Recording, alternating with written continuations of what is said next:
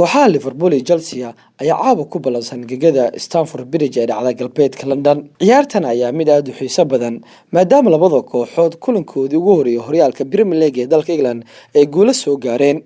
laakiin kulankan ayaa noqon doona kii labaad ee ka ciyaaraan fasal ciyaareedka 2020-2021 iyadoo midba midka kale doonaysa inay sii wadato wadadeeda guulaha. labadan kooxood waxaa ka dhaxaysa isla xisaabtan weyn.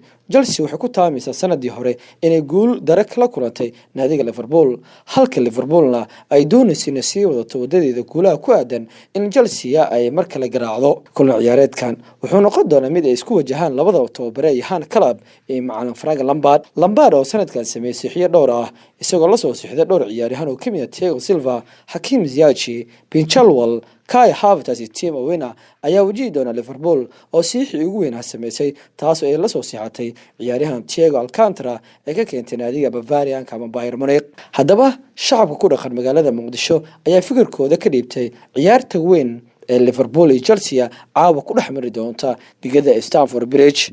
magacaygu waa Cabdirashiid Aadan Weheliye oo ku dhawaad idaacadda Goal FM haddii aan saadaaliyo kulanka weyn ee Chelsea iyo Liverpool waxaan ku saadaalinayaa barbaro laba ah waxaan taageeranaa adiga Man City.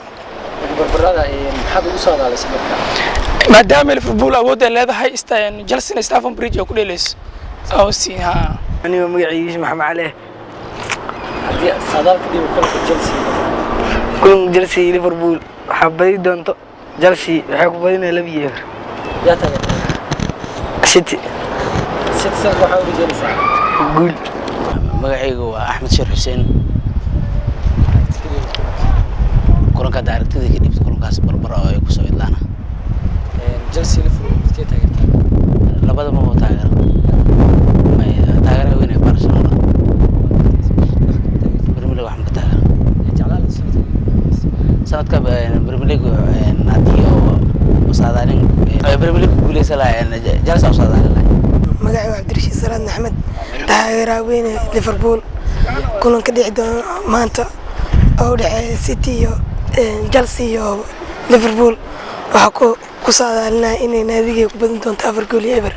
sanadkan naadiga maxaa ugu jeedaysaa inay markii labaad ku guuleysato koobka. anigu magacaygu yahay Said Umar Maxamed Maxamuud kulankan oo Chelsea iyo Liverpool aad aragtida ka dhibto waxay ku dhamaanayaan barbardhac gool iyo gool. aniga Chelsea taageera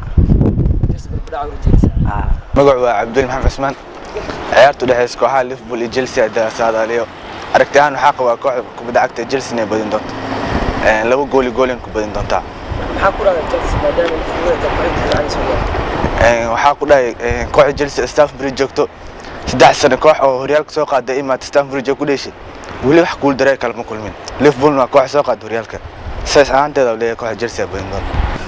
daawadayaal kuwaasi waxay ahaayeen qaar ka mid ah dhalinyarada magaalada Muqdisho ku dhaqan oo ka aragti dhiibanaya kulanka caawa dhaxmari doona kooxaha Liverpool iyo Chelsea ciyaar weyn ka dhici doonta galbeedka London gaar ahaan garoonka Stamford Bridge.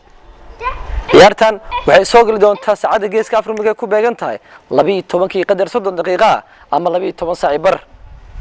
Cabdirashiid Abu Karnaani Goal TV magaalada Muqdisho.